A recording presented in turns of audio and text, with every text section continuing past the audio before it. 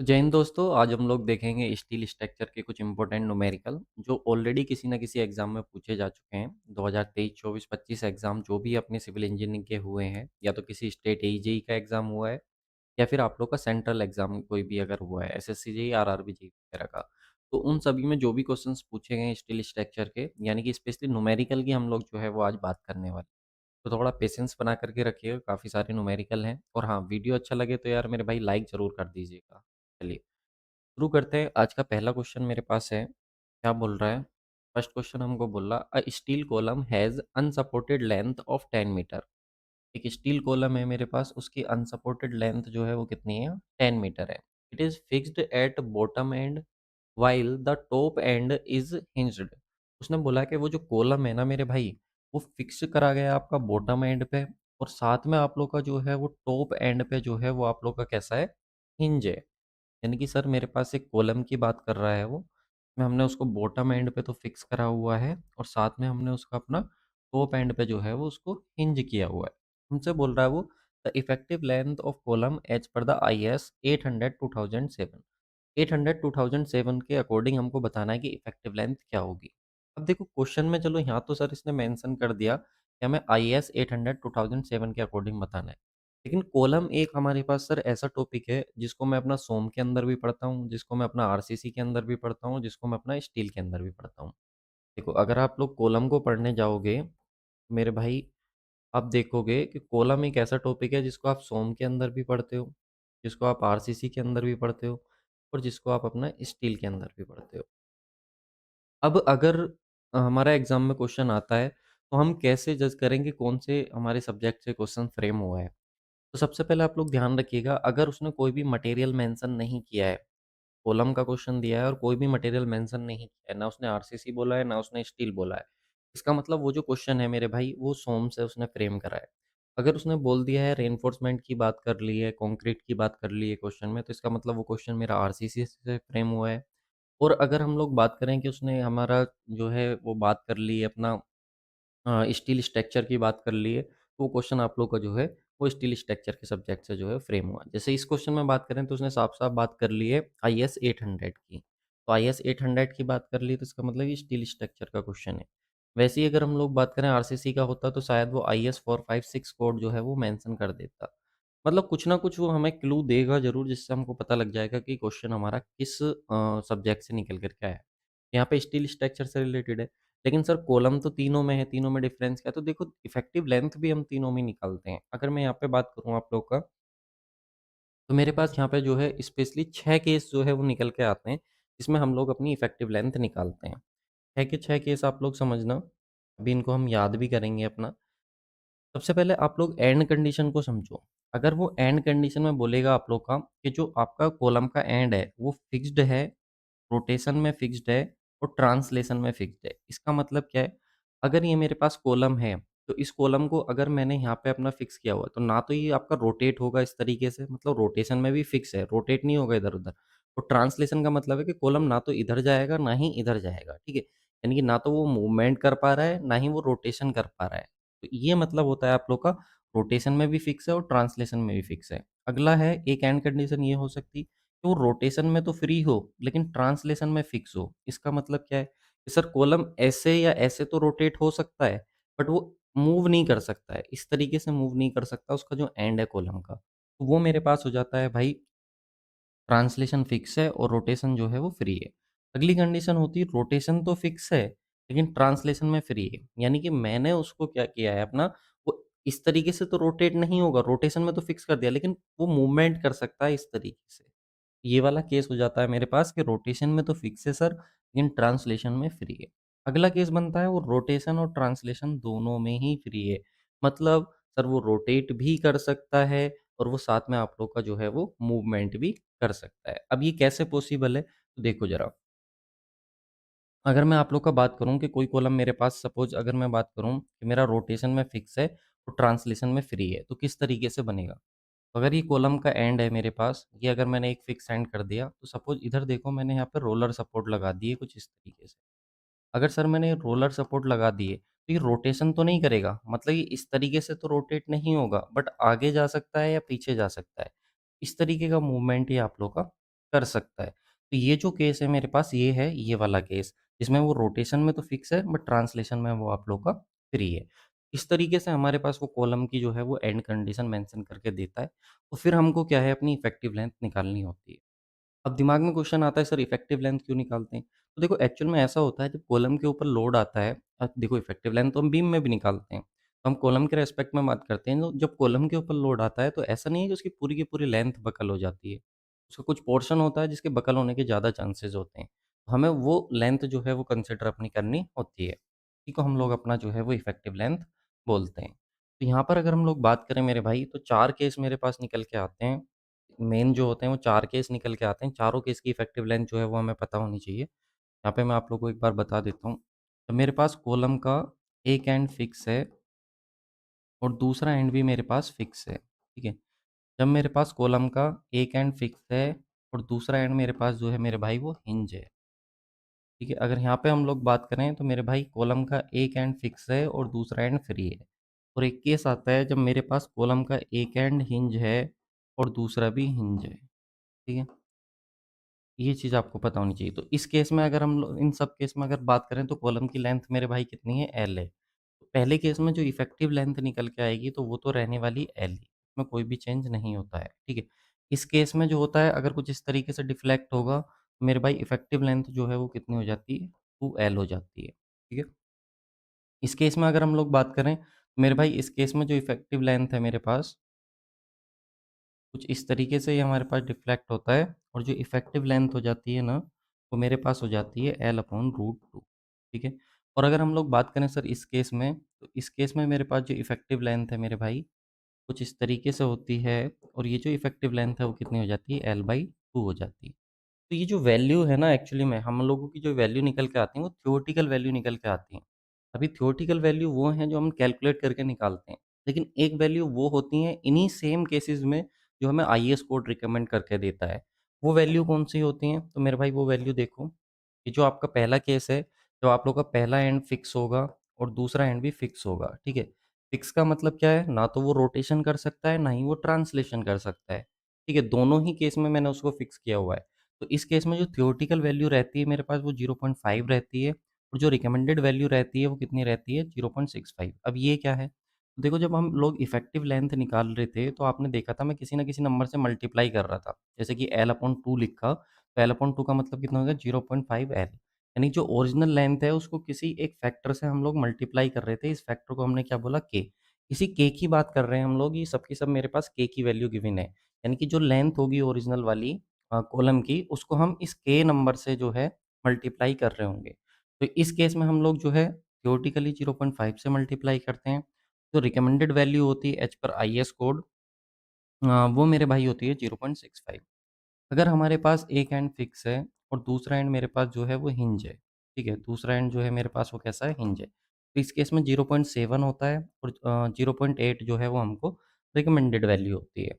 इस केस में जब मेरे पास मेरे भाई एक एंड जो है मेरे पास वो फिक्स है और दूसरा एंड जो है वो मेरे पास कुछ इस तरीके से है कि वो रोटेशन तो नहीं कर सकता बट ट्रांसलेशन कर सकता है। इस तरीके से पूरा का पोर्शन आगे जा सकता है। तो ये मेरे पास 1 रहेगी, अगर हम लोग बात करें थ्योरेटिकल और अगर रिकमेंडेड वैल्यू की बात करें तो 1.2 हमारे पास हो जाएगी। इस केस में जब दोनों एंड मेरे पास हिंज हैं तो वैल्यू सेम रहती है, उसमें कोई भी चेंज नहीं करते हम लोग। लेकिन जब एक एंड फिक्स हो, दूसरा एंड फ्री हो तो इसमें 2 से हम लोग मल्टीप्लाई कर देते हैं। ये देखो अभी मैंने आप लोगों को बताया भी था कि एक एंड फिक्स है, दूसरा एंड फ्री है तो हम लोग किससे मल्टीप्लाई करते हैं अपना 2 से। ठीक है मेरे भाई? इसके बाद देखो अगर मेरे पास यहाँ पे आता है कि अगर एक एंड मेरे पास जो है वो हिंज है और दूसरा मेरा जो है वो ट्रांसलेशन कर सकता है बट रोटेशन नहीं कर सकता, यानी कि आगे जा सकता है, पीछे जा सकता है। तो इस केस में भी हम लोग जो है अपना वो डबल वैल्यू कंसिडर करते हैं।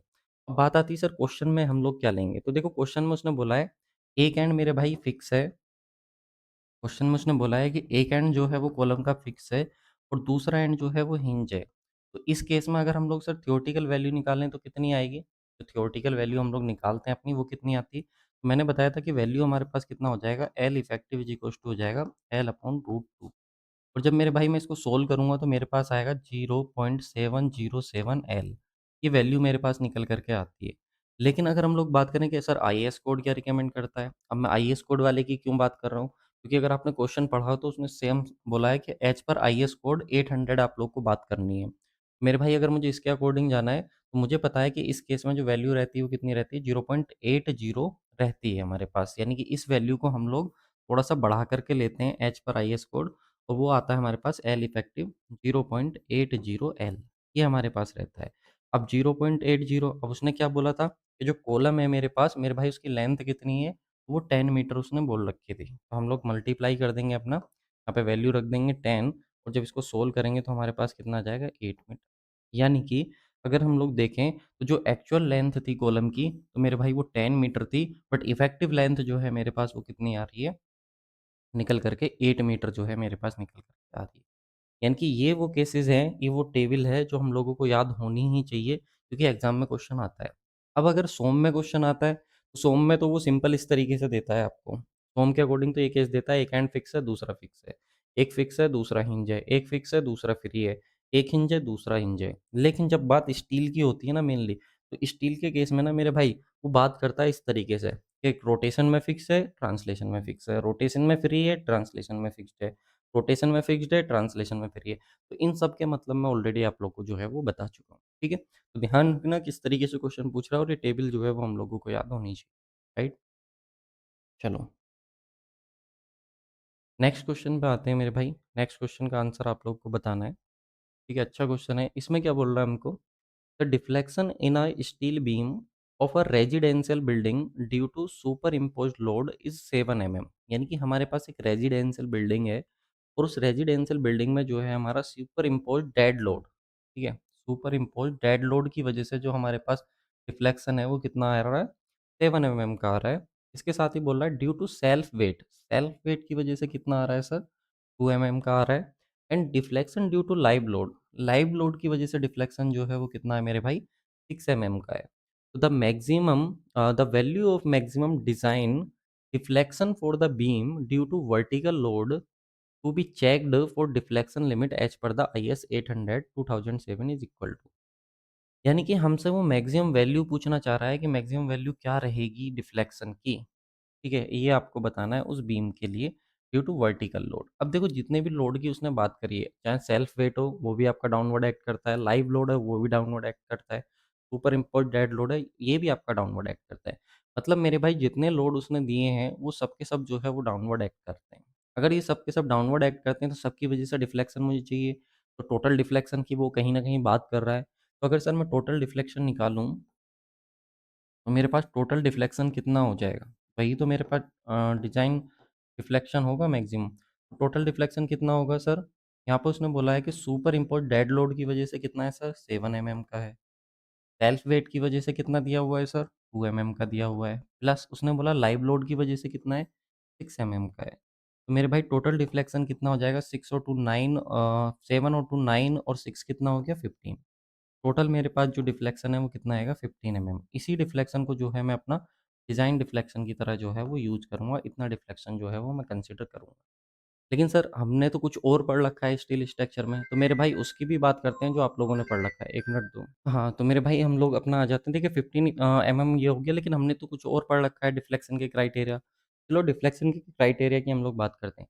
देखो अभी जो मैं आप लोग को डिफ्लेक्शन के क्राइटेरिया बता रहा हूँ वो सिंपल स्टील स्ट्रक्चर की बात कर रहा हूँ।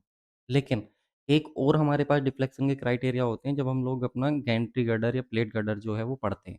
तो वो अलग क्राइटेरिया हैं, और ये हम लोग जनरल क्राइटेरिया की अपना बात कर रहे हैं, जैसे बीम वगैरह की नॉर्मल, ठीक है? तो यहाँ पर अगर हम लोग देखें, तो इन क्राइटेरिया को भाई अच्छे से देख लेना, यहाँ से एग्ज़ाम में क्वेश्चन पूछा जाता है।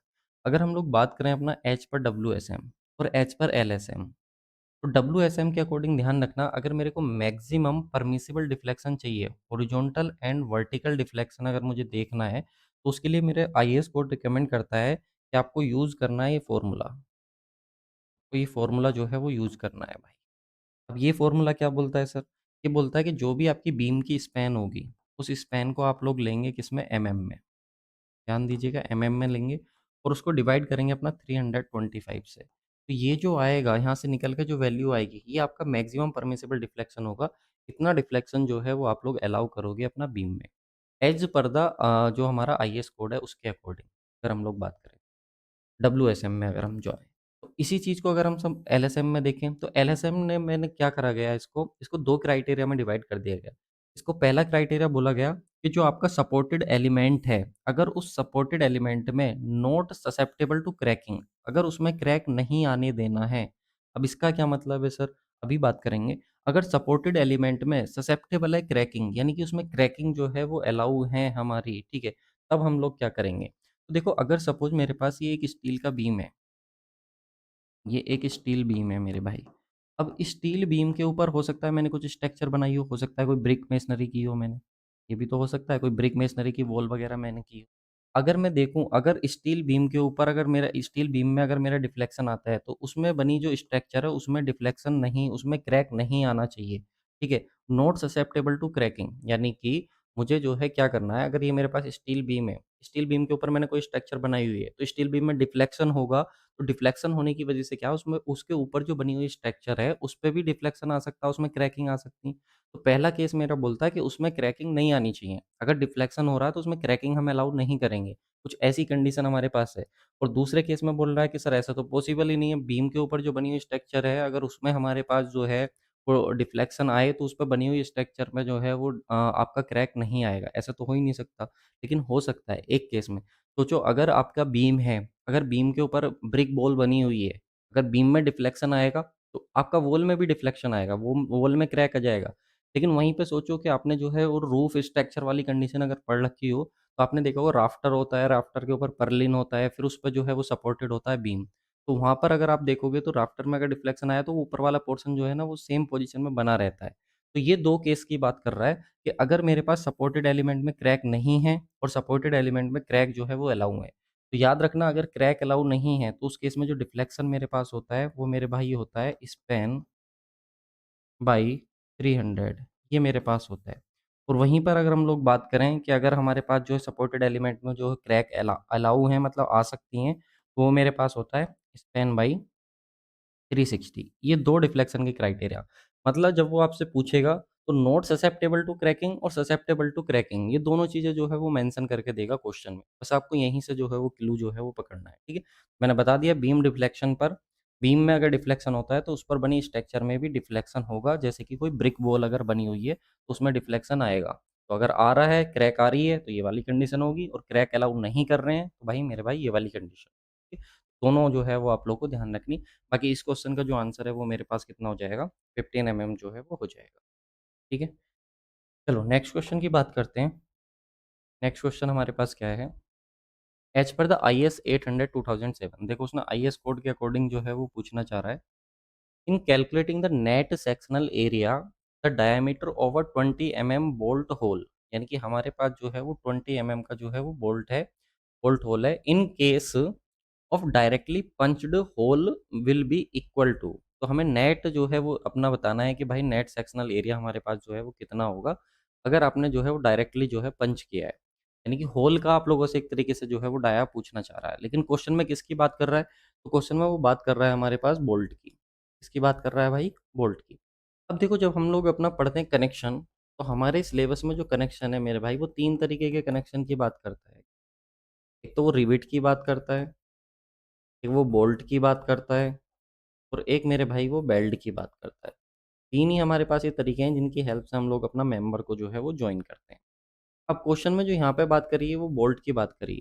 तो आपको पता होगा रिवेट और बोल्ट जब हम लोग लगाते हैं 2 मेंबर को जॉइन करने के लिए, तो उसके लिए हमें जो है वहाँ पे होल करना पड़ता है।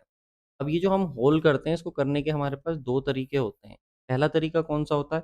पहला होता है डायरेक्टली पंच्ड, यानी कि आप सीधे उसमें पंचिंग कर दो। अब जब आप पंचिंग करते हो ना तो ये ज़्यादा सेफ नहीं माना जाता है, लेस एफिशिएंट माना जाता है। क्यों? क्योंकि जब आप प्लेट में जो है वो सीधे पंच करोगे, तो सीधे पंच करने से होगा क्या कि जो उसके जो होल होगा उसके जो किनारे होते हैं ना, एंड्स होते हैं वो डैमेज हो जाते हैं। जिसकी वजह से लेस एफिशिएंट जो है मानी जाती है पंच वाली प्रोसेस, ठीक है? हम प्रेफ़र करते हैं अपना ड्रिल्ड मेथड।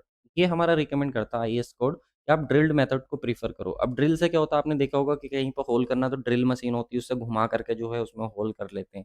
उससे जो है वो प्लेट भी डैमेज नहीं होती और उसके एंड्स जो हैं वो भी डैमेज नहीं होते, और ये ज़्यादा एफिशिएंट हमारे पास होता है।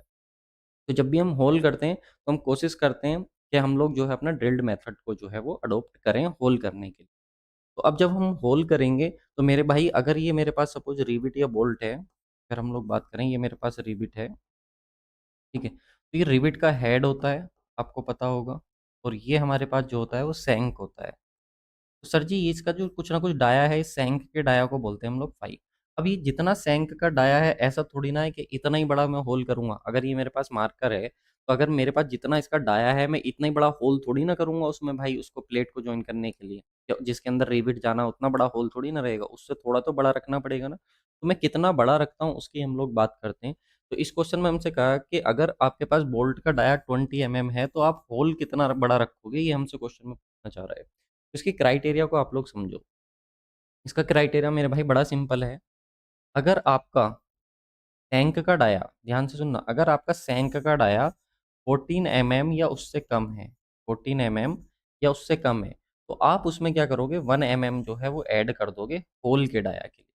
ठीक है, इसके लिए डाया ऑफ होल के लिए, डाया ऑफ होल निकालने के लिए आप क्या करोगे, उसमें 1 mm ऐड कर दो। अगर आपका जो सैंक है, ठीक है, अगर उसका डाया वो हमारे पास कितना है, 16 से लेकर के 24 mm तक का है, तो उसके लिए मेरे भाई आप लोग क्या करोगे, उसमें 2 mm ऐड कर दोगे सैंक। यानी कि जो सैंक का डाया रहेगा, पाई रहेगा, उसमें हम लोग कितना एक्स्ट्रा और ले लेंगे, 2 mm और एक्स्ट्रा ले लेंगे होल के लिए। और अगर सर 24 से ज़्यादा हुआ तो मेरे भाई 24 से ज़्यादा हुआ तो हम लोग उसमें 3 mm जो है वो अपना ऐड कर। सर कहना क्या चाह रहे हैं, सिंपल सिंपल बोलिए। देखिए पढ़ तो आप सबने रखा है, आपको पता है कि जो सैंक है, टैंक का डाया अगर मेरे भाई मैंने कितना लिया हुआ है, 5 लिया हुआ है, तो ऐसा नहीं कि इतना ही बड़ा मैं होल करूंगा, इससे ज्यादा करूंगा तो कितना ज्यादा करूंगा। तो अभी क्वेश्चन में जो उसने मुझसे बोला है कि 20 mm का जो है वो बोल्ट है, तो 20 mm का बोल्ट है, तो क्या मेरा वो इस रेंज के अंदर आ रहा है, क्या इस वाली रेंज के अंदर आ रहा है। तो इस रेंज के अंदर अगर आ रहा है तो मैं एक्स्ट्रा होल बनाने के लिए कितना और लूंगा उसमें, 2 mm और एक्स्ट्रा लूंगा, तो 2 mm और मैं जोड़ दूंगा। मेरे पास कितना दिया था सैंक का डाया, 20 दिया था, और 2 mm में और ऐड कर दूंगा तो मेरे भाई कितना हो जाएगा, 22 mm का। यानी कि अगर सर मेरे पास 20 mm का रिविट है या 20 mm का बोल्ट है, तो उसमें जो होल बनाने वाला हूं मैं, वो 2 mm एक्स्ट्रा बनाने वाला हूँ। ठीक है, तो ओवरऑल कितना आ जाएगा मेरे पास, 22 mm जो है मेरे पास निकल करके आएगा, जो कि हमारे पास ऑप्शन नंबर ए जो है वो करेक्ट आंसर हो जाएगा। अब दिमाग में आएगा सर ये तो क्राइटेरिया हमारे पास किसके हैं, बोल्ट के आपने बताए हैं, क्या रिविट का भी सेम होता है क्या रिविट के केस में भी हमको यही करना होता है क्या। नहीं मेरे भाई, रिविट के केस में ये चीज़ अलग होती है कि कितने कितने हमको बढ़ाना है। अभी रिविट का क्वेश्चन आएगा तो उससे मैं ये भी डिस्कस करेंगे। ठीक है, अभी हम लोगों ने सिर्फ बोल्ट की बात करी है कि अगर हमारे पास बोल्ट है, डायामीटर ऑफ बोल्ट है, तो होल का डायामीटर निकालने के लिए हम लोग जो है वो कितना कितना ऐड करेंगे एक्स्ट्रा उसके रिविट के बोल्ट के डायामीटर में। ठीक है? चलिए नेक्स्ट क्वेश्चन की बात करते हैं। नेक्स्ट दोस्तों, वीडियो में आगे बढ़ने से पहले एक प्रॉब्लम का सॉल्यूशन आप लोग के लिए लेकर के आया हूँ। बहुत सारे स्टूडेंट की क्वेरी रहती है कि सर हमने थ्योरी कई टीचर्स से पढ़ ली है, अलग अलग टीचर से पढ़ ली, लेकिन हमसे क्वेश्चंस नहीं बनते। तो आपकी प्रॉब्लम का वन स्टॉप सॉल्यूशन रहने वाला है सुदर्शन बैच 2.0। एग्जाम कोई भी हो, क्वेश्चंस हमारा रहने वाला है। इस बैच की खास बात क्या है कि इसमें आप लोग को सिर्फ सब्जेक्ट वाइज ही नहीं बल्कि चैप्टर वाइज पीवाईक्यू देखने को मिलेंगे। और जितने भी आप लोग के स्टेट ए जेई के एग्जाम है उनके पीवाईक्यू हो गए, एसएससी जेई के हो गए, आरआरबी जेई के हो गए, गेट के हो गए, ईएससी हो गए, और साथ में गुप्ता एंड गुप्ता बुक का सॉल्यूशन हो गया, वो सब कुछ आप लोग को इसमें देखने को मिल जाएगा। और ये सब कुछ आप लोग को सिर्फ सब्जेक्ट वाइज ही नहीं बल्कि सबके सब चैप्टर वाइज जो है वो पीवाईक्यू आप लोग को एक सिस्टमेटिक वे में देखने को मिल जाएंगे। इस कोर्स की खास बात क्या है कि आप इसको दो तरीके से एक्सेस कर सकते हो, 8 मंथ और 24 मंथ्स, जो आपके एग्जाम के अकॉर्डिंग सुटेबल बैठे उसके अकॉर्डिंग आप लोग जो है इसको एक्सेस कर सकते हो। क्या क्या है इसमें तो एक बार देख लो। स्टेट ए जेई के पीवाईक्यू है, एसएससी जेई के, आरआरबी जेई के, गुप्ता एंड गुप्ता, और सब्जेक्ट का रिवीजन थ्रू क्वेश्चंस भी मैं इसमें करा रहा हूँ। ईएससी के पीवाईक्यू है, गेट के पीवाईक्यू है, और जो इंपोर्टेंट बुक है उनका पीडीएफ भी आप लोग को अवेलेबल है। अब जैसे सपोज आप सब्जेक्ट वाइज वाले फोल्डर में जाओगे तो फिर इसमें भी आप लोग को जैसे सोम मिलेगा देखने को, हाइड्रोलॉजी, इरिगेशन, और फिर आप लोग का सोइल हो गया, इन्वायरमेंट हो गया। फिर इसके भी अंदर जब आप जाओगे ना तो इसके भी चैप्टर वाइज आप लोग को सॉल्यूशन देखने को मिलेगा। सबसे पहला प्रॉपर्टीज ऑफ मटेरियल देखने को मिलेगा, फिर एसएफडी बीएमडी देखने को मिलेगा, स्ट्रेस एंड स्ट्रेन देखने को मिलेगा। तो इस तरीके से चैप्टर वाइज आप लोग को देखने को मिलेंगे क्वेश्चंस। तो अगर आप चाहते हो इस सबका एक्सेस तो बस करना है क्या, आपको वीआईपी सिविल गुरु का एप्लीकेशन डाउनलोड कर लेना। लिंक आप लोग को डिस्क्रिप्शन बॉक्स में भी मिल जाएगा, यहाँ से आप सब कुछ एक्सेस कर सकते हो। क्वेश्चन हमको क्या बोल रहा है, a steel structure is subjected to, dead load दिया हुआ है 40 kN, ठीक है, जिसमें सेल्फ वेट भी इंक्लूड है। लाइव लोड दिया हुआ है हमें 20 kN, और विंड लोड दिया हुआ है 60 kN, एंड ईएल का मतलब है अर्थक्वेक लोड। मेरे भाई अर्थक्वेक लोड जो है वो दिया हुआ है 100 kN as per the I S 800/2007। और लिमिट स्टेट ऑफ स्ट्रेंथ, देखो लिमिट स्टेट ऑफ स्ट्रेंथ की उसने बात करी है, यानी कि हमारे पास 2 कंडीशन होती हैं। अगर आपको ध्यान हो, आपने लिमिट स्टेट मेथड को अगर पढ़ा हो, तो स्टार्टिंग में आता है हमारे पास लिमिट स्टेट मेथड को 2 केस में हम लोग डिवाइड करके पढ़ते हैं। एक लिमिट स्टेट ऑफ कोलैप्स होता है और एक लिमिट स्टेट ऑफ सर्विसिबिलिटी होता है। तो जो लिमिट स्टेट ऑफ कोलैप्स होता है, उसी में आता है हमारे पास लिमिट स्टेट ऑफ स्ट्रेंथ वाला, है ना? तो उसने बोला है कि लिमिट स्टेट ऑफ स्ट्रेंथ की वो बात कर रहा है। एक-एक लाइन का मतलब होता है भाई, कहाँ से क्वेश्चंस को फ्रेम करना है। तो मैक्सिमम डिज़ाइन लोड मेरे को बताना है स्ट्रक्चर के लिए कि मैक्सिमम डिज़ाइन लोड कितना रहने वाला है। मतलब सर मुझे उसने डेड लोड दे दिया है, उसने लाइव लोड दे दिया है, उसने विंड लोड दे दिया है मुझे, उसने अर्थक्वेक लोड दे दिया। और मुझे बोल रहा है कि डिज़ाइन लोड बताओ कितना कंसीडर करोगे? तो आपको पता होगा कि हम लोग क्या करते हैं, जो एलएसएम मेथड होता है, इस एलएसएम मेथड में हम टू वे सेफ्टी लेके चलते हैं। इसका क्या मतलब है सर? टू वे सेफ्टी का मतलब है कि जो लोड है ना मेरे भाई, उसको तो हम लोग बढ़ा करके लेते हैं, और अगर हम लोग बात करें स्ट्रेंथ की, तो स्ट्रेंथ को हम लोग क्या है अपना वो कम करके लेते हैं। स्ट्रेंथ को हमें कम करना होता है और लोड को हमें बढ़ाना होता है। अब सर अगर लोड को बढ़ाना है तो किसी न किसी फैक्टर से हमको उसको मल्टीप्लाई करना पड़ेगा। किसी न किसी फैक्टर से क्या करना पड़ेगा? मल्टीप्लाई करना पड़ेगा। और अगर सर स्ट्रेंथ को हमें कम करना है, तो उसे भी किसी न किसी फैक्टर से हमको क्या करना पड़ेगा? डिवाइड करना पड़ेगा। और आपने देखा भी होगा, जब हम स्ट्रेंथ को निकालते हैं तो फैक्टर ऑफ सेफ्टी से मेरे भाई क्या करते हैं? डिवाइड करते हैं, और जब हम लोग लोड निकालते हैं तो वहाँ पर फैक्टर ऑफ सेफ्टी से हम लोग जो है वो अपना मल्टीप्लाई करते हैं। एक फैक्टर लेते हैं जिससे हम लोग मल्टीप्लाई करते हैं। तो याद रखना, लोड को बढ़ाने के लिए हम एक फैक्टर से मल्टीप्लाई करते हैं, और स्ट्रेंथ को कम करने के लिए हम लोग उसको एक फैक्टर से डिवाइड करते हैं। अब सर वो कौन-सा फैक्टर है जिसको लोड को बढ़ाने के लिए हम लोग मल्टीप्लाई करते हैं? तो जैसा कि मैंने अभी आप लोगों को बताया मेरे भाई, कि हमारे पास 2 केस होते हैं। पहला केस होता है लिमिट स्टेट ऑफ कोलैप्स का, जिसको हम लोग अपना स्ट्रेंथ भी कंसीडर कर सकते हैं, बोल सकते हैं। और अगला होता है हमारे पास लिमिट स्टेट ऑफ सर्विसिबिलिटी का, ठीक है? तो इसमें बोलता है कि अगर आप लोगों को लोड का कॉम्बिनेशन है, डेड लोड है, लाइव लोड है और विंड लोड है। अगर आपने 3 लोड लिए हैं, इनमें से सिर्फ 2 ही कंसीडर कर रहे हो, डेड और लाइव, तो आपको 1.5 से मल्टीप्लाई करेंगे डेड लोड को और 1.5 से मल्टीप्लाई करेंगे लाइव लोड। अगर आपने डेड और विंड लोड का कॉम्बिनेशन लिया, इन 3 लोड में से 2 का कॉम्बिनेशन आपने लिया है, तो आप पहले मल्टीप्लाई करोगे 1.5 से, और जो विंड लोड है उसको भी मल्टीप्लाई करोगे 1.5 से। लेकिन अगर स्ट्रक्चर में सेल्फ स्टेबिलिटी की बात करी गई है, किसकी बात करी गई है मेरे भाई? Self stability. अब सेल्फ स्टेबिलिटी किसमें होती है? Like retaining wall. तो उस केस में डेड लोड को मल्टीप्लाई करते हैं हम लोग 0.9 से। ये वेरी, वेरी इंपॉर्टेंट है, ध्यान रखें। अब ये तो 2-2 लोड के कॉम्बिनेशन थे। नहीं सर मुझे तो तीनों लोड के कॉम्बिनेशन लेने हैं, तो मेरे भाई तीनों लोड के ले लो। डेड लोड भी ले लिया, लाइव लोड भी ले लिया और विंड लोड या अर्थक्वेक लोड। इन दोनों में से हम लोग एक टाइम पे एक ही कंसीडर करते हैं, या तो विंड लोड लोगे आप या अर्थक्वेक लोड लोगे। तो इस केस में आपको मल्टीप्लाई करना पड़ेगा 1.2, 1.2, 1.2 से, यानी कि तीनों को ही 1.2, 1.2 से मल्टीप्लाई करना पड़ेगा। ये तो बात होगी लिमिट स्टेट ऑफ कोलैप्स की या स्ट्रेंथ की। और इसी तरीके से हमारे पास होता है लिमिट स्टेट ऑफ सर्विसिबिलिटी, ठीक है? बस इसमें ध्यान ये रखना होता है, इनमें 1-1 ही रहता है हर केस में। लेकिन यहाँ पर जब तीनों लोड का कॉम्बिनेशन आता है, तो जो लाइव लोड, विंड लोड होता है, इसको 0.8 से मल्टीप्लाई करते हैं, ठीक है? ये आपने जो है वो ध्यान रखना है। तो अब क्वेश्चन में आते हैं। क्वेश्चन में हमें क्या दिया हुआ है उसने? उसने दिया हुआ है सर डेड लोड है हमारे पास। ये मेरे भाई क्वेश्चन में उसने क्या बोला है? मेरे पास डेड लोड है, मेरे पास लाइव लोड है, मेरे पास विंड लोड है और मेरे पास अर्थक्वेक लोड है। ठीक है? ये लोड उसने 4 मुझे जो है वो दिए हुए हैं। तो अगर मुझे डिज़ाइन लोड निकालना है, तो मुझे कॉम्बिनेशन लेना पड़ेगा। अब यहाँ पे तो मेरे पास 4 लोड हैं, तो यानी कि 4 लोड का कॉम्बिनेशन बन रहा है, और मैंने तो कहीं पे भी कभी भी 4 लोड का कॉम्बिनेशन नहीं पढ़ा। मैंने तो 3 ही लोड का कॉम्बिनेशन पढ़ा है मैक्सिमम। तो अगर आपने सुना हो तो मेरे भाई, अभी मैंने तुझसे बोला था कि यहाँ पे डेड लोड, लाइव लोड और विंड लोड अगर अर्थक्वेक लोड होगा, तो आप इन दोनों में से कोई एक जो है वो कंसीडर करोगे। या तो तू विंड लोड कंसीडर करेगा, या मेरे भाई तू अर्थक्वेक लोड जो है वो कंसीडर, लेकिन इन दोनों में से एक टाइम पे तेरे को एक लोड जो है वो लेना पड़ेगा।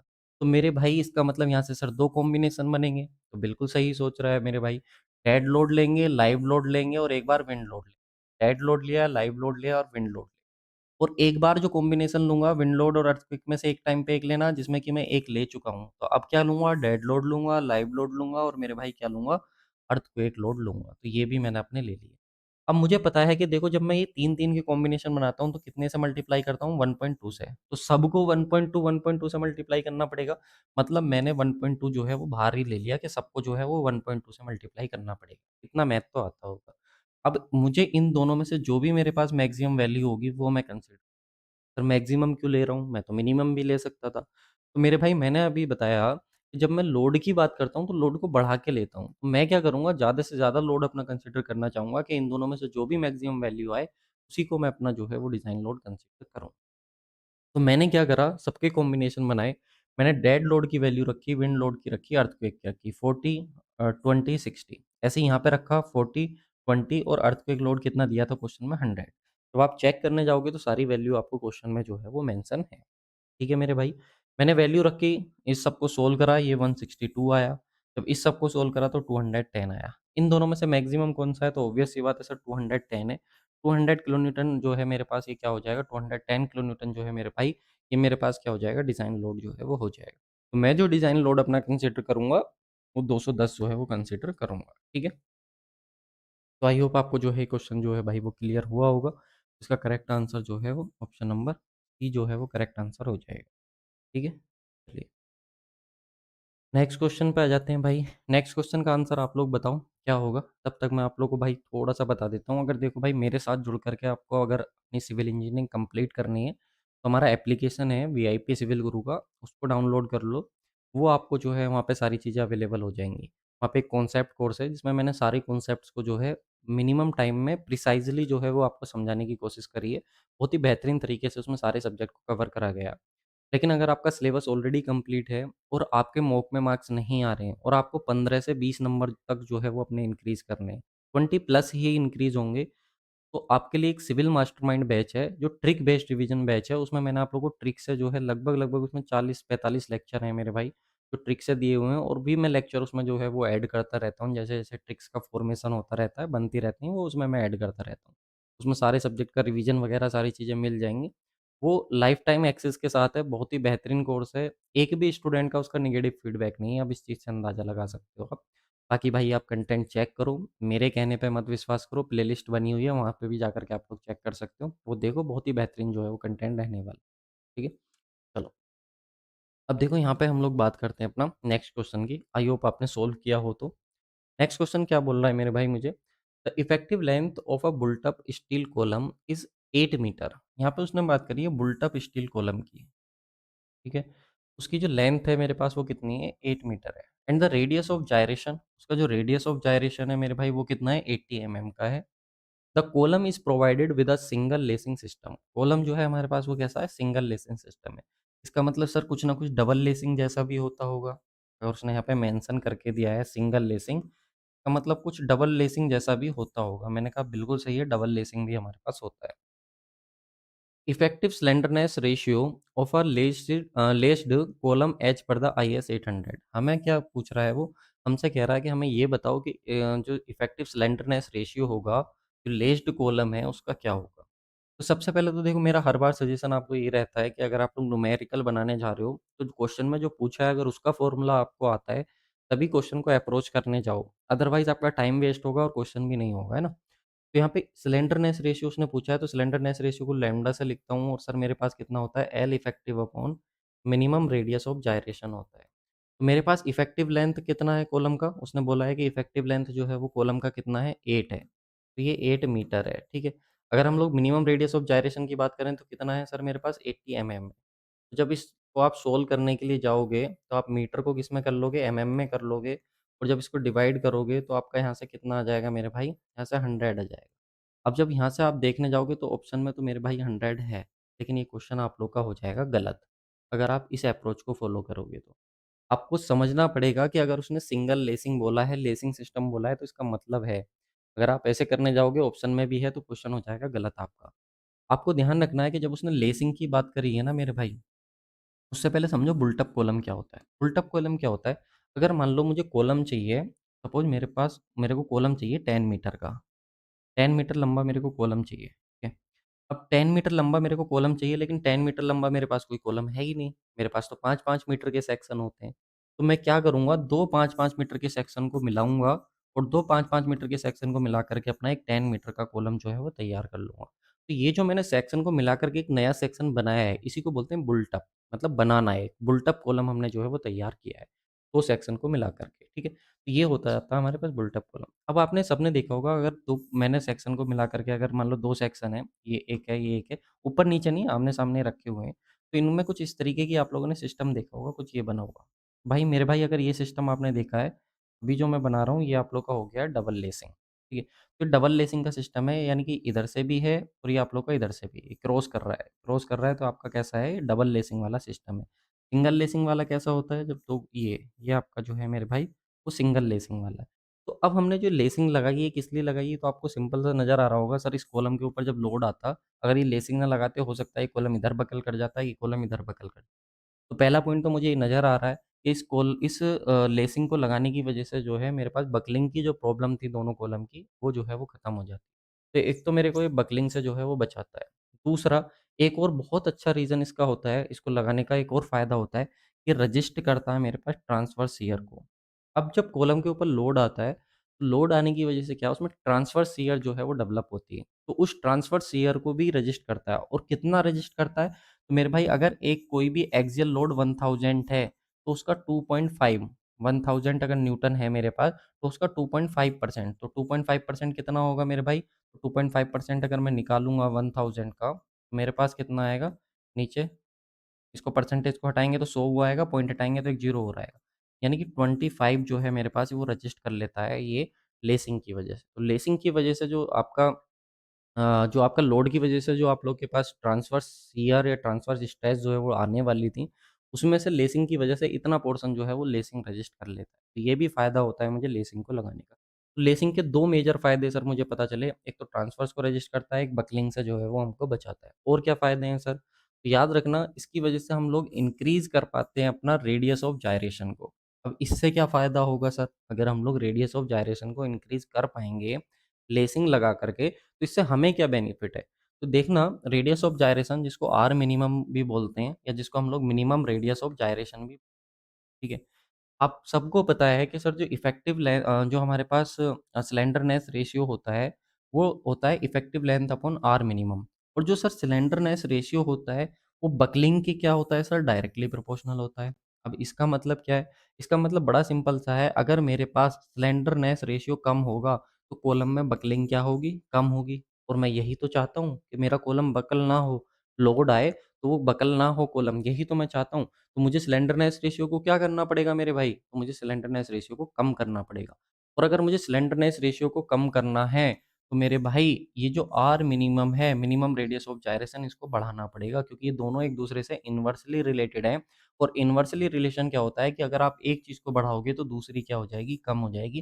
तो यानी कि अगर मैं r minimum radius of gyration को अगर इंक्रीज़ करूँगा, तो उससे क्या होगा मेरे पास मिनिमम रेडियस ऑफ जायरेशन को अगर मैं इंक्रीज़ करूँगा तो मेरा स्लेंडरनेस रेशियो कम हो जाएगा, जिसकी वजह से मेरी बकलिंग भी क्या हो जाएगी, कम हो जाएगी। और मैं यही चाहता हूँ कि मेरी बकलिंग ना यानी कि मुझे एक और फ़ायदा मिल गया अगर मैं लेसिंग लगाता हूँ अपनी, उस लेसिंग को लगाने से मुझे एक और फ़ायदा हुआ कि मेरे पास जो है वो स्लेंडरनेस रेशियो जो है वो कम हो गया, यानी कि जो मिनिमम रेडियस ऑफ जायरेशन था उसकी वैल्यू मेरी बढ़ गई। ठीक है मेरे भाई?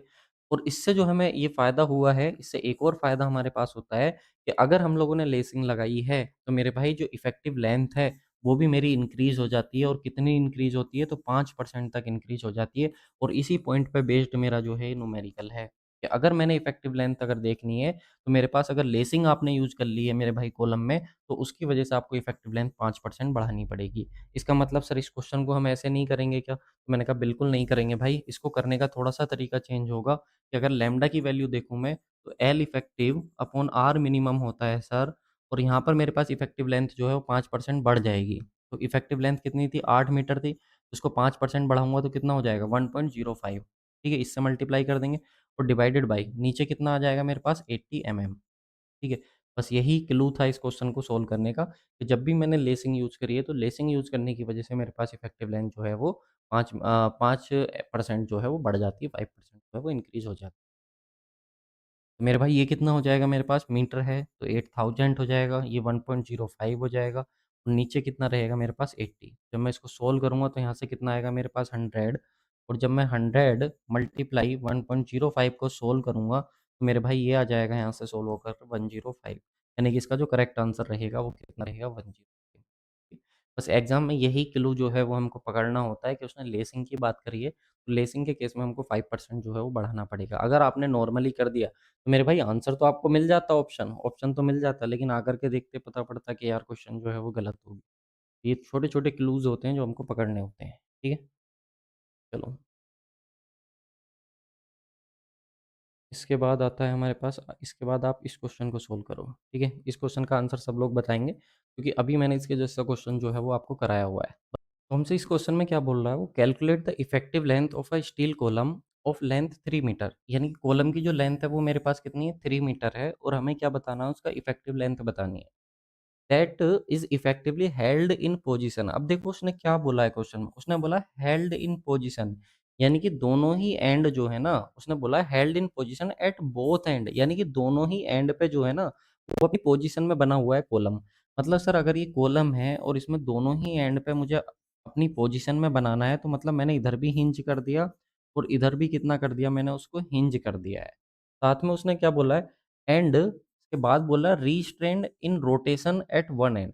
अब ये अपनी पोजीशन में तो बन गया हिंज की वजह से, लेकिन हमें ये पता है कि हिंज पे रोटेशन अलाउ हो सकता है, तो यानी कि दोनों एंड पे क्या है, आपका रोटेशन कर सकता है। लेकिन उसने क्या बोला है क्वेश्चन में, उसने बोला है कि रीस्ट्रेन्ड है इन रोटेशन एट वन एंड पे रोटेशन भी अलाउ नहीं करा है हमने। इसका मतलब वन एंड पे अगर आपने रोटेशन भी अलाउ नहीं करा है, तो इसका मतलब दोनों एंड हिंज नहीं है, एक एंड जो है वो मेरे भाई वो कैसा है, फिक्स है।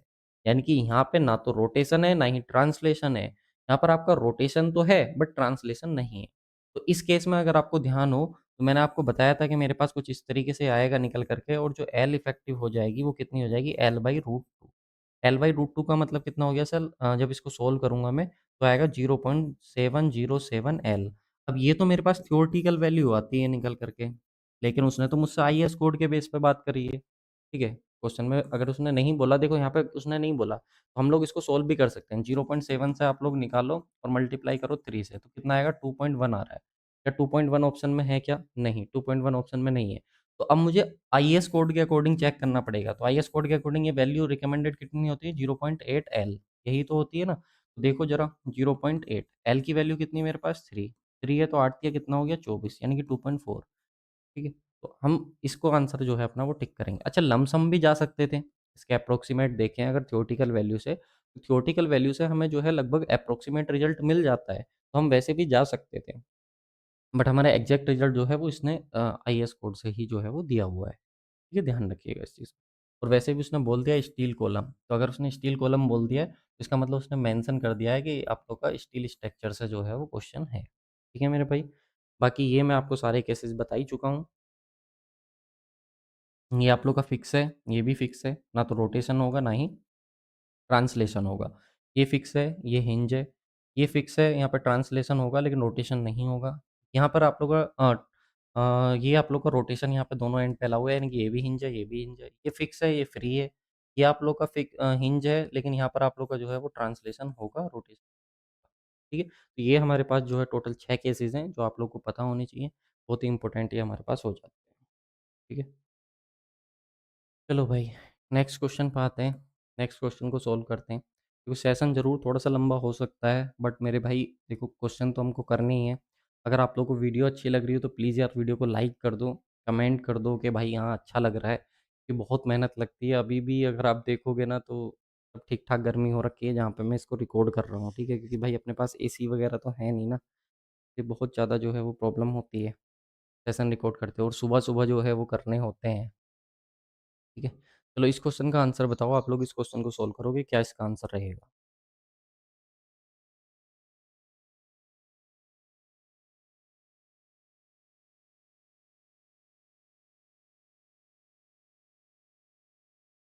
देखो, इस क्वेश्चन की हम लोग बात करते हैं अपना। इसमें क्या कह रहा है, what is the strength of a double V group weld, यानी कि हमसे वो वेल्ड की जो है वो स्ट्रेंथ की बात कर रहा है। अब देखो, चाहे हमारे पास रिविट हो, चाहे हमारे पास बोल्ट हो, चाहे हमारे पास वेल्ड हो, तीनों की ही कुछ ना कुछ अपनी स्ट्रेंथ होती है। ध्यान रखना मेरे भाई। अभी जो हमसे वो स्ट्रेंथ की बात कर रहा है, वो किसकी बात कर रहा है? वो वेल्ड की बात कर रहा है। बोल्ट की भी कर सकता है, रिविट की भी कर सकता है। If the effective length of weld 200 mm and thickness of plate, जिस प्लेट पे वेल्ड करा गया है उसकी थिकनेस कितनी है 10 एमएम है। तो हमको बताना है और उसकी जो यील्ड स्ट्रेंथ है वो कितनी है 250 न्यूटन पर एमएम स्क्वायर, यानी कि यील्ड स्ट्रेंथ हमको दी हुई है। तो हमसे क्या है what is the strength of weld, weld की स्ट्रेंथ बतानी है। तो हम सबको पता है कि सर स्ट्रेंथ जो होती है ना, अगर हमें वेल्ड की या रिवेट की किसी की भी स्ट्रेंथ निकालनी तो उसका तरीका होता है permissible stress, permissible stress into area हमको करना होता है। तो परमिसिबल स्ट्रेस हम लोग कैसे निकालेंगे? अब ये डिपेंड करता है कि आप लोग डब्ल्यूएसएम से सोल्व कर रहे हो या फिर एलएसएम से सोल्व कर रहे हो। एलएसएम से निकालने का अलग तरीका होता है, डब्ल्यूएसएम से निकालने का मेरे भाई अलग तरीका होता है। डब्ल्यूएसएम में तो हम लोग क्या करते हैं, जो यील्ड स्ट्रेंथ दी हुई है डायरेक्ट उसी को ले लेते हैं और साथ में यहाँ पे हमारे पास जो एरिया हो जाएगा वो क्या हो जाएगा, length, effective length into thickness of plate. ये हमारे पास हो जाएगा एज पर डब्ल्यूएसएम। अब सर एलएसएम में कैसे करते हैं फिर? तो एलएसएम में करने का तरीका क्या होता है? देखो एज पर एलएसएम अगर हम लोग बात करें, तो यहाँ पे हम लोग अपना स्ट्रेंथ को निकालते हैं। कैसे? परमिसिबल स्ट्रेस कैसे निकालेंगे? जो भी हमारे पास यील्ड स्ट्रेंथ होगी डिवाइडेड बाय √3 इंटू एक फैक्टर लेते हैं, फैक्टर ऑफ सेफ्टी जिसको गामा एम बी या एम नॉट बोल देते हैं, और इंटू एरिया वही रहेगा, L effective into thickness. Area मेरे पास यही रहने वाला है। और जो परमिसिबल स्ट्रेस है उसको निकालने का तरीका जो है वो कम हो जाता है। ठीक है? ये आपको समझना है। डब्ल्यूएसएम में डायरेक्टली रख देते हैं और एलएसएम में क्या है, हम उसको एक फैक्टर से डिवाइड करके तब हम लोग रखते हैं। और ये मैंने आपको बताया भी था कि हम लोग करते क्या है, स्ट्रेंथ को कम मान के चलते हैं अपना, किसमें? एलएसएम में। और एलएसएम में स्ट्रेंथ को कम करने के लिए हम लोग एक फैक्टर से जो है वो डिवाइड करते हैं। ये मेरे पास निकल के आता है, ठीक है? अब ये फैक्टर भी डिपेंड करता है कि यील्डिंग में या रप्चर में। यील्डिंग में 1.10 था आई थिंक, और इधर जो था 1.25 था। अभी मैं आपको बता दूँगा ये क्या होता है। ठीक है? तो ये हमको लेना होता है। डब्ल्यूएसएम से सोल्व कर रहे हैं एलएसएम से। मैंने इसको एलएसएम से सोल्व करके देखा, आंसर नहीं था, डब्ल्यूएसएम से इन्होंने सोल्व किया हुआ है। तो हमारे पास स्ट्रेंथ क्या हो जाएगी, permissible stress into area. Area कितना हो जाएगा ये मैंने निकाल दिया, लेंथ इनटू ब्रेड्थ करके भी आप समझ सकते हो। तो effective length into thread of thickness लेते हैं हम लोग लैप जॉइंट के केस में, और एफवाई हमको जो है वो दिया हुआ है। सोल्व करते हैं क्वेश्चन को, है ना? सोल्व करेंगे तो हमारे पास 250 दिया हुआ है ये, और ये हमारे पास जो इफेक्टिव लेंथ थी वेल्ड की कितनी थी, 200 थी, और थिकनेस कितनी दी थी प्लेट की, 10। तो जब सबको सोल्व करेंगे तो हमारे पास आ जाएगा ये, और जब इसको किलो न्यूटन में सोल्व करेंगे तो कितना आएगा, 500 किलो न्यूटन, जो कि मेरा कौन सा ऑप्शन नंबर बी जो है वो करेक्ट आंसर हो जाएगा। ठीक है? अब जैसा कि मैंने आपको बताया कि हमारे पास एरिया होता है, अब हमको तो स्ट्रेंथ निकालनी है, तो स्ट्रेंथ निकालने के लिए स्ट्रेस को एरिया से मल्टीप्लाई करना होता है। तो ये मैंने आपको बताया कि हमारे पास ये, अच्छा अगर कुछ भी नहीं दिया, अगर उसने कुछ भी नहीं दिया, जैसे अभी हम लोगों ने डब्ल्यूएसएम में बात करी थी, डब्ल्यूएसएम के केस में जब हम लोग स्ट्रेंथ निकाल लेते, तो हम लोग क्या कर रहे थे, उसकी प्लेट की परमिसिबल स्ट्रेस यानी कि यील्ड स्ट्रेंथ थी, और एरिया से हम लोग मल्टीप्लाई कर रहे थे अपना, ठीक है? अगर ये कुछ भी नहीं दिया हुआ तो याद रखना मेरे भाई, ये हमारे पास कितना होता है डब्ल्यूएसएम में 110 मेगापास्कल हम लोग कंसीडर करके चलते हैं। 110 मेगापास्कल जो है, इतनी स्ट्रेंथ लेकर के हम लोग चलते हैं। तो ये पॉइंट भी आप लोग ध्यान रखिएगा। बाकी एलएसएम में मैं आपको बता ही दिया हूँ कि क्या तरीका हमारे पास होता है। ठीक है? पिच याद रखना चाहो, पिच ऑफ बेल्ट, बेल्ट के केस में पिच आप लोग की वही होती है जो आप लोग की रिवेट के केस में होती है। मैक्सिमम पिच अगर हम कंप्रेशन ज़ोन में देखेंगे तो 12 टी और 200 एमएम। ठीक है? इन दोनों में से जो भी हमारे पास अ, मैक्सिमम पिच रखनी, तो मिनिमम जो भी इनमें से होगा वो कंसीडर करेंगे। और टेंशन की अगर हम लोग बात करें, टेंशन ज़ोन के केस में अगर मैक्सिमम पिच निकालनी तो इन दोनों में से जो भी मिनिमम होगा वो हम लोग अपना कंसीडर करेंगे। ये तो पिच की बात होगी, ठीक है? ये आप लोग का जो है वो ये आप लोग का तरीका हो गया कि हम किस तरीके से अपना जो है वो स्ट्रेंथ को कैलकुलेट करेंगे। ठीक? चलिए।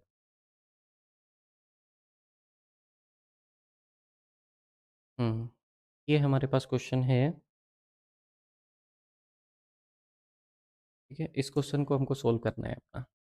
देखो भाई, ये भी क्वेश्चन अच्छा है, इम्पोर्टेंट है। देखो सारे क्वेश्चन आए हुए हैं और ये क्वेश्चन किस एग्ज़ाम में आया हुआ है उसको आप लोग यहाँ पे देख सकते हो। एसएससी जेईई प्री 2024 में आया हुआ है। सब क्वेश्चन एग्ज़ाम में आए हुए हैं किसी न किसी एग्ज़ाम में, और सबको मेंशन किया हुआ है कि कौन-सा किस में आया हुआ है। यहाँ पे देखो क्या बोल रहा है, calculate the net area of the tension member consist a drilled hole. देखो, यहाँ पर जो होल करा गया है वो कैसे कराया गया है, ड्रिल। मैंने आपको बताया था 2 तरीके होते हैं, एक पंचिंग का, एक ड्रिल का। ड्रिल होल करा गया है जिसका डायमीटर जो है हमारे पास वो कितना है 22 एमएम का, टू प्लेस अ बोल्ट एम20 बोल्ट। अब देखो एम20 बोल्ट बोला है, इसका मतलब उसका सैंक का डाया कितना है हमारे पास, वो 20 एमएम है। ठीक है? Take the thickness as 10 mm, और जो प्लेट की थिकनेस है वो कितनी लेनी है हमको, 10 एमएम लेनी है, और जो ग्रॉस एरिया है वो हमारे पास कितना है, 1000 एमएम स्क्वायर। तो हमको क्या निकालना है, अपना नेट एरिया निकालना है। ठीक है? देखो एक छोटी-सी चीज़ आपको बता रहा हूँ जो बहुत इम्पोर्टेंट है। जब भी वो नेट एरिया की बात करेगा, जब भी वो ग्रॉस एरिया की बात करेगा, या आप इसको थोड़ा उल्टा करके समझो, जब भी वो हमसे टेंशन मेंबर की बात करेगा, तो मेरे भाई ध्यान रखना टेंशन मेंबर के केस में हम लोग जो है ना अपना, वो नेट एरिया के बेसिस पे कैलकुलेशन करते हैं। जितनी भी कैलकुलेशन होंगी वो सब की सब नेट एरिया के बेसिस पे होंगी। और जब भी मुझसे वो कंप्रेशन मेंबर की बात करेगा, तो कंप्रेशन मेंबर के केस में मेरे भाई ध्यान रखिएगा कि जितनी भी कैलकुलेशन करनी होंगी मुझे उसमें सब में ग्रॉस एरिया जो है वो कंसीडर करना होगा। ग्रॉस एरिया होता है और ये मेरे पास नेट एरिया। अब क्वेश्चन में मुझे क्या गिवन है? क्वेश्चन में मुझे ग्रॉस एरिया गिवन है, लेकिन वो मुझसे नेट एरिया पूछना चाह रहा है। इसका मतलब वो किसकी बात कर रहा है? वो टेंशन मेंबर की बात कर रहा है। जब तक ये क्लू आप नहीं समझोगे तब तक एग्ज़ाम में क्वेश्चन बनाना बहुत मुश्किल होगा। ये छोटे-छोटे क्लू होते हैं, ये एग्ज़ाम क्वेश्चन को सोल्व करने के लिए होते हैं, तो इनको आप लोग को जो है वो ध्यान रखना है। उसने हमसे बोला है कि एक मेंबर है मेरे पास, कोई भी एक मेंबर ले सकते हो। आपने इसके अंदर जो है वो होल किया है, ठीक है? ये कुछ आपने होल किया हुआ है। अब ये जो होल आपने किया है वो कितने का है? 22 एमएम का किया हुआ है। अब ये जो प्लेट है आप लोग की, ठीक है? अगर हम लोग बात करें तो प्लेट की जो थिकनेस है वो कितनी है हमारे पास? 10 एमएम। प्लेट की जो थिकनेस है वो हमारे पास 10 एमएम की। तो अगर मुझे यहाँ पे इसका निकालना है भाई नेट एरिया। नेट एरिया निकालने का तरीका आप लोगों ने देखा होगा, बी माइनस के एन डी इंटू टी। ये फॉर्मूला आप लोगों ने देखा होगा। बी क्या हो जाती है? बिड्थ, यानी कि मुझे सिर्फ प्लेट की बिड्थ निकालनी पड़ेगी। अब प्लेट की बिड्थ कैसे निकालूँ वो तो मुझे पता ही नहीं। प्लेट कितनी चौड़ी है ये मैं कैसे निकालूँ? मेरे पास एक तरीका है कि मुझे उसने ग्रॉस एरिया दिया हुआ है कितना? 1000 एमएम स्क्वायर। ग्रॉस एरिया तो वो कितना हो जाएगा? Width into thickness. थिकनेस कितनी है? 10। ये सोल्व करेंगे तो कितना आएगा? इसको सोल्व करने के बाद बिड्थ आ जाएगी मेरे पास 100 एमएम। 100 एमएम मेरे पास आ गई। विड्थ आ गई मेरे पास 100 माइनस के एन, एक ही बोल्ट दिया हुआ है।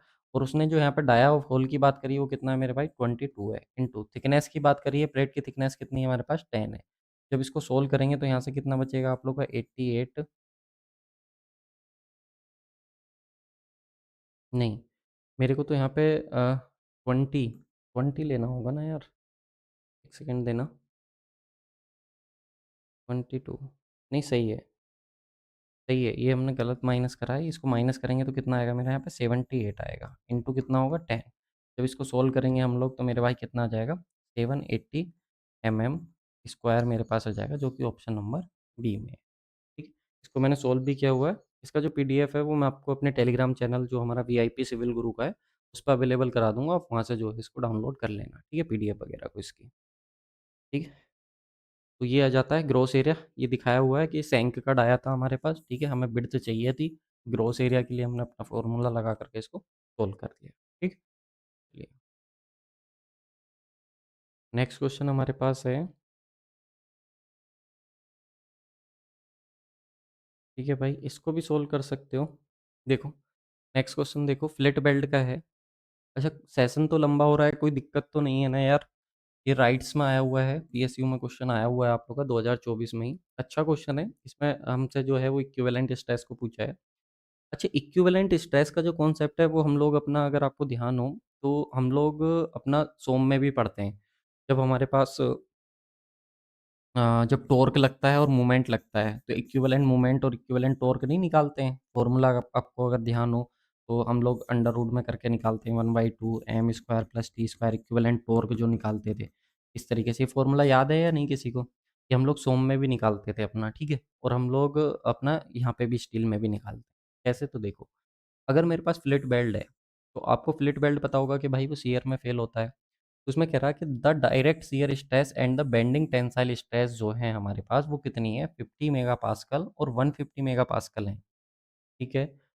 Respectively as per the IS 800 the equivalent stress in megapascal हमको बतानी। तो जब भी मेरे पास फ्लिट बेल्ट की बात करे और वो आपसे बोले कि आपके पास जो है बेंडिंग स्ट्रेस, शियर स्ट्रेस है और साथ में बेंडिंग टेंसाइल स्ट्रेस, तो मुझे ये बताओ कि कितना मेरे पास जो है इक्विवेलेंट स्ट्रेस होगी। तो याद रखना इसका एक फ़ॉर्मूला हमारे पास होता है, इसका एक फ़ॉर्मूला हमारे पास होता है, जब भी इक्विवेलेंट शियर स्ट्रेस निकालनी होती है तो इसका फ़ॉर्मूला होता है स्क्वायर रूट में जो हमारे पास बेंडिंग स्ट्रेस है प्लस के 3 टाइम्स ऑफ शियर स्ट्रेस का स्क्वायर। ठीक है, ये फ़ॉर्मूला हमारे पास होता है।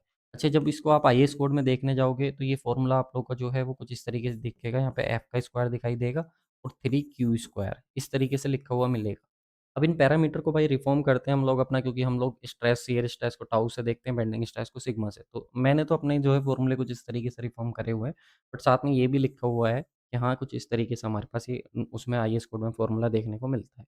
अब उसने बोला बेंडिंग स्ट्रेस कितनी है सर? 150, तो 150 का स्क्वायर, शियर स्ट्रेस 50 है तो 50 का स्क्वायर। जब दोनों को सोल्व करा तो हमारे पास कितना है? 173।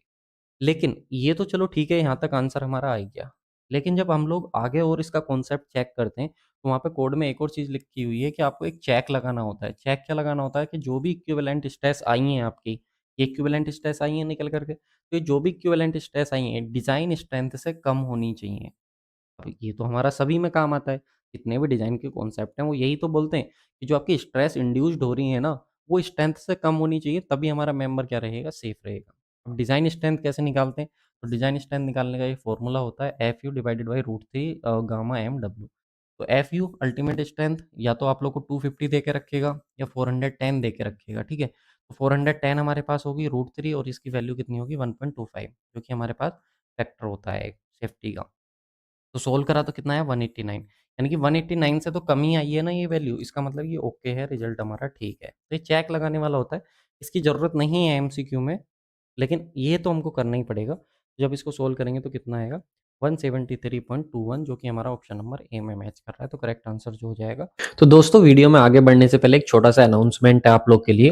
देखो, ये कुछ कोर्सेज़ हैं जो हम लोगों के चल रहे हैं। अगर आप लोग को कंप्लीट सिविल इंजीनियरिंग करनी है मेरे साथ जुड़ करके, तो आप हमारा कॉन्सेप्ट कोर्स जॉइन कर सकते हो, ठीक है? इसमें आप लोगों को कंप्लीट थ्योरी देखने को मिल जाएगी, सारे क्लास नोट्स देखने को मिल जाएँगे, ऑल सब्जेक्ट के शॉर्ट नोट्स भी, और अनलिमिटेड वॉच टाइम आप लोग को देखने को मिल जाएगा।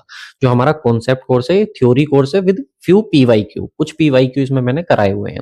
इसके बाद अगला बैच आता है हमारे पास सुदर्शन बैच 2.0। इसमें जितने भी आप लोग के स्टेट एई जेई का एग्जाम हो गया, एसएससी जेई हो गया, आरआरबी जेई हो गया, गेट हो गया, ईएससी हो गया, यूथ की बुक हो गई आप लोग की, यूपीपीएससी एई वाली, या फिर आप लोग की फिंगरप्रिंट हो गई, तो वो सब आप लोग को इसमें देखने को मिल जाएगा। ये वन स्टॉप सॉल्यूशन है। अगर आपको क्वेश्चन प्रैक्टिस करनी है पीवाईक्यू सब्जेक्ट वाइज और चैप्टर वाइज, ठीक है? सब्जेक्ट में भी चैप्टर वाइज अगर क्वेश्चन प्रैक्टिस करनी है तो आप सुदर्शन बैच को एक बार जरूर देखिएगा। इसमें दो ऑप्शन आप लोग को देखने को मिलेंगे, एक आप लोग का 8 मंथ की वैलिडिटी है और एक आप लोग की 24 मंथ की वैलिडिटी है।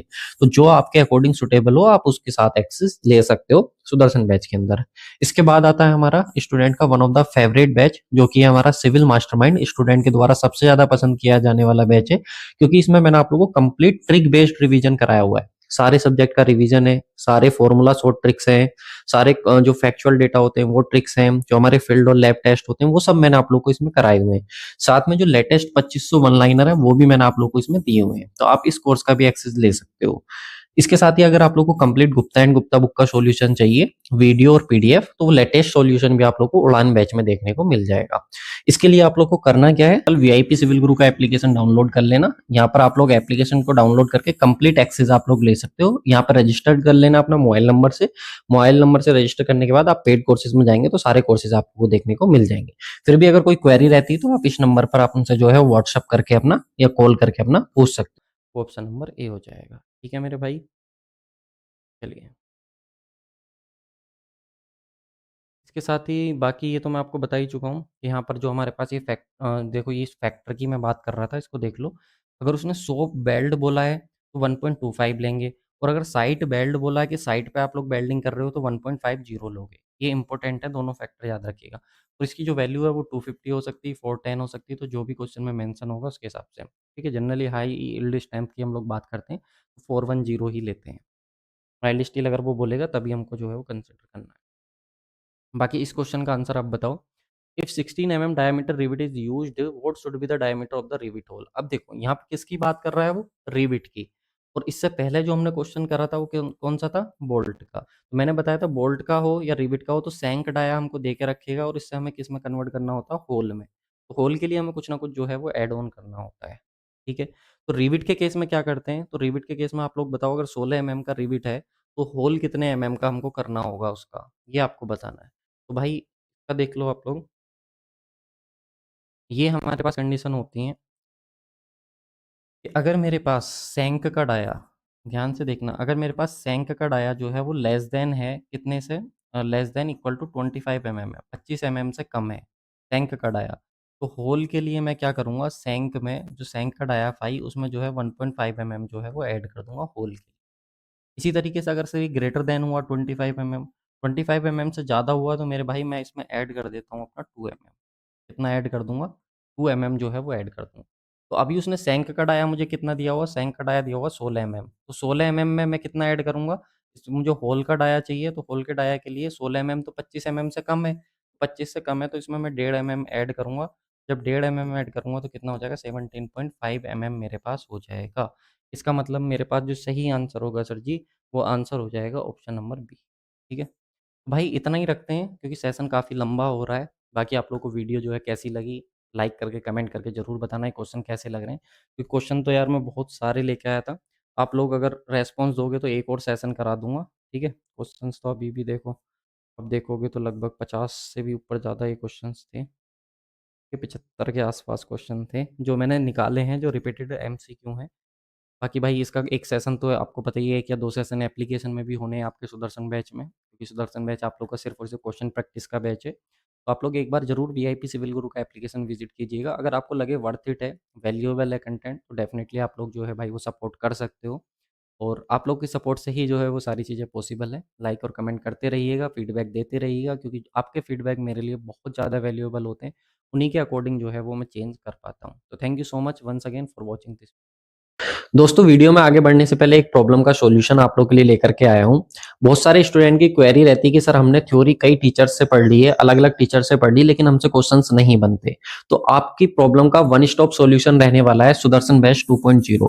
एग्जाम कोई भी हो, क्वेश्चंस हमारा रहने वाला है। इस बैच की खास बात क्या है कि इसमें आप लोग को सिर्फ सब्जेक्ट वाइज ही नहीं बल्कि चैप्टर वाइज पीवाईक्यू देखने को मिलेंगे। और जितने भी आप लोग के स्टेट जेई के एग्जाम है उनके पीवाईक्यू हो गए, एसएससी जेई के हो गए, आरआरबी जेई के हो गए, गेट के हो गए, ईएससी हो गए, और साथ में गुप्ता एंड गुप्ता बुक का सॉल्यूशन हो गया। वो सब कुछ आप लोग को इसमें देखने को मिल जाएगा। और ये सब कुछ आप लोग को सिर्फ सब्जेक्ट वाइज ही नहीं बल्कि सबके सब चैप्टर वाइज जो है वो पीवाईक्यू आप लोग को एक सिस्टमेटिक वे में देखने को मिल जाएंगे। इस कोर्स की खास बात क्या है कि आप इसको दो तरीके से एक्सेस कर सकते हो, 8 मंथ और 24 मंथ्स। जो आपके एग्जाम के अकॉर्डिंग सुटेबल बैठे उसके अकॉर्डिंग आप लोग जो है इसको एक्सेस कर सकते हो। क्या क्या है इसमें तो एक बार देख लो। स्टेट जेई के पीवाईक्यू है, एसएससी जेई के, आरआरबी जेई के, गुप्ता एंड गुप्ता, और सब्जेक्ट का रिवीजन थ्रू क्वेश्चंस भी मैं इसमें करा रहा हूँ। ईएससी के पीवाईक्यू हैं, गेट के पीवाईक्यू हैं, और जो इंपोर्टेंट बुक है उनका पीडीएफ भी आप लोग को अवेलेबल है। अब जैसे सपोज आप सब्जेक्ट वाइज वाले फोल्डर में जाओगे तो फिर इसमें भी आप लोग को जैसे सोम मिलेगा देखने को, हाइड्रोलॉजी, इरिगेशन, और फिर आप लोग का सोइल हो गया, इन्वायरमेंट हो गया। फिर इसके भी अंदर जब आप जाओगे ना तो इसके भी चैप्टर वाइज आप लोग को सॉल्यूशन देखने को मिलेगा। सबसे पहला प्रॉपर्टीज ऑफ मटेरियल देखने को मिलेगा, फिर एसएफडी बीएमडी देखने को मिलेगा, स्ट्रेस एंड स्ट्रेन देखने को मिलेगा। तो इस तरीके से चैप्टर वाइज आप लोग को देखने को मिलेंगे क्वेश्चंस। तो अगर आप चाहते हो इस सबका एक्सेस तो बस करना है कि आपको वीआईपी सिविल गुरु का एप्लीकेशन डाउनलोड कर लेना। लिंक आप लोग को डिस्क्रिप्शन बॉक्स में भी मिल जाएगा, यहाँ से आप सब कुछ एक्सेस कर सकते हो।